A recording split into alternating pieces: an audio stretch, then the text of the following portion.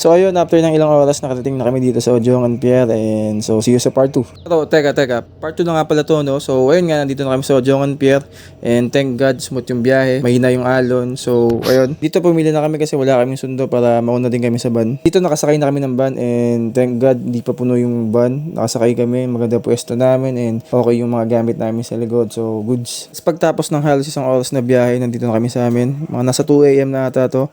Gising pa si mama, yung isang kapatid ko, tapos si lola. Tapos nandito pa yung pinsan ko kasi sinamahan niya ako maghatid ng gamit.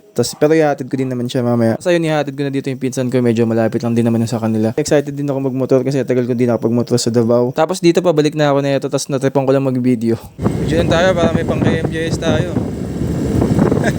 Hashtag kami ng lagim. Hinto lang natin. Pause ko lang kasi may sementeryo dyan sa unahan. Wait lang. Tapos yung malapit na ako sa amin, nakita ko lang to. May ganito na pala dito sa amin. Stig lang. Uy. Tapos dito binidyoan ko yung mga kinain ng panigi ng mga mangga na nahulog. Oh, nag-iingay pa sila. Ako narinig dito sa record ko. Men, sobrang ingay ng mga paggabi. Parang umiiyak ng mga baboy eh. Naiinis ako eh. So ayun, nakabalik na ako. Sinalubong ko ni Lola Juby. Galit ata siya dito eh. Pero nagkamali lang. Tapos dito kakain kami. Tamang flex lang ako ng ulam. Ayan. Tapos ito, pansit, pampahaba ng tulay. Tamang video ako dito na sobrang siguro sa biyahe. Kasi ito, kinumagahan, binidyoan ko yung sarili ko na nagsasampay. Para kunwari ako naglalaba. Pero tagasampay lang naman. Tapos ayun, tour ko lang kayo dito sa amin. Itong dalawang puso to, di ko kilala to. Ngayon ko lang to nakita. Tapos ayun, flex ko yung mga sinampay ko ulit. Ayan, sobrang tirik ng araw. Tapos ito si Dorcas. Napaka-cute na aso. Nasa labas siya kasi pag nasa loob siya ng bahay, ihi ng ihi, parang di mapakali. Pero feel ko mas naging better siya sa labas kasi mas mahangin, mas presko. Tapos dito na banda yung simbahan, ibang mga sasakyan, tapos si Lola na nagdidilig. Tapos kinagabihan, putit na naman ng mga itik. Joke lang, nagluto kasi si mama ng sinigang. Favorite namin dalawa yan. Ako, si Sydney, yan naka-blue. Tapos ayun, bigla ako nag-video habang kumakain kami. Kaya yung kapatid ko, pati yung mama ko nagulat. Nagtatawanan sila, nahihiya. Kaya ako pinapunod mo to, tapos di ka pa kumain ka na, baka mamayat ka. Yan naman makikita ko yung hitsura kila sa ano. Tapos after namin kumain, may onting pasalubong kasi ako. Kinain namin yung durian pastillas. Sobrang sarap yan, di ko alam, inaasahan ng ganyan pala kasarap yan. Kahit si Sydney na pa-okay di ba? Tapos ayun, nag-decide si mama na gumala ng gabi, mag-e-bike. So si Panda parang gusto sumama dito kaso bawal kasi makulit siya Tapos ayun dito, nag-dive na ako ng e-bike. Angkas ko si mama pati si Sydney. Tapos na-miss ko lang din talaga mag-dive dito sa probinsya, man. Sobrang sarap ng hangin, yung sariwang hangin. Tapos may isa pa pala kaming kasama, si Dorcas. Ayan, magaling kasi itong sumakay sa ganito sa e-bike. Tapos di siya tumatakbo, di katulad ni Panda pag nakalabas.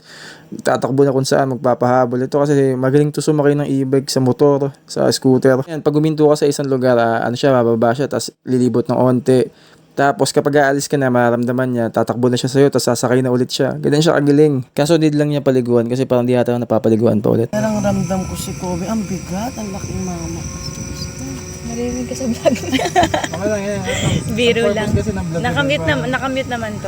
Purpose din kasi ng vlog ko, parang kung ano yung like, Real me daw ginawang cellphone. Tapos dito pumunta kami sa kakilala namin, manghiram kami ng tricycle para sa birthday ni Lola Juby at Lolo bukas. Tapos dito, huminto kami malapit sa Baywalk, may tindahan, nanlibre si mama ng soft drinks dito. So ayun, maraming salamat po sa inyo ma, simula ng bata, ganyan na po talaga kayo, naiiyak po talaga. Tapos dito, nag-decide ako na idaan yung e-bike sa court kasi nakikita ko sa my day ng mga kakilala ko na bago na nga yung court and bago na.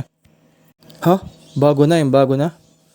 Ingay ng paniki, Tapos ayun, pinaganda din pala yung palengke. Tapos sana may mautangan pa din, So ayun, na-miss ko kasi may honey, may love so sweet ko. So napabili ako ng kali dito sa malapit na convenience store sa amin. Favorite niya kasi yung kali, kaya ayun, naging favorite ko na din. Ito inalo ko sila ng kali kasi parang di ata gusto ng kapatid ko pati ni mama. Kaya parang alam ko ako din umubos niyan Tapos dito naalala ko na inutusan pala kami ni Lola na bumili ng posporo. So ayun, bumili ako.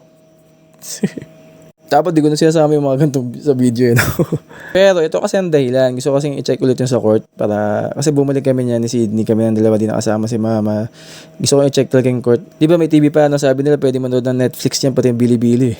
Tapos ayun, nag-video si Sydney dito. Tapos sinama ko lang dito sa vlog kasi parang cute ko dito Tapos ayun, naggala din kami sa fishport. Tapos nakakamiss lang kasi lagi din akong gala dito at tambay dito dati. Nakakamiss yung amoy dagat pag tumatambay ka. Tapos mahangin, tapos malakas yung internet. Tapos ayun, pauwi na kami dito kasama pa rin pala namin si Dorcas. Tapos may ginagaya ako mag-dive dito sa mga tropa ko sa Calatrava. Sure ako alam mo kung sino nagagaya ko dito. So ayun, nakauwi na kami. Ayun, tamang video lang si Sydney ng kung paano ako mag-dive. Tapos ayun, si Dorcas na uho sa gala namin kaya iminom muna. Si Panda pala yung tumahol kasi parang puro Dorcas to yung binabanggit ko. Bago ako matulog, nag-decide ako na timbangin muna yung sarili ko tapos binidyoan ko rin siya. 193.8, mga nasa 80 plus kg ata yun. So ayun lang, good night.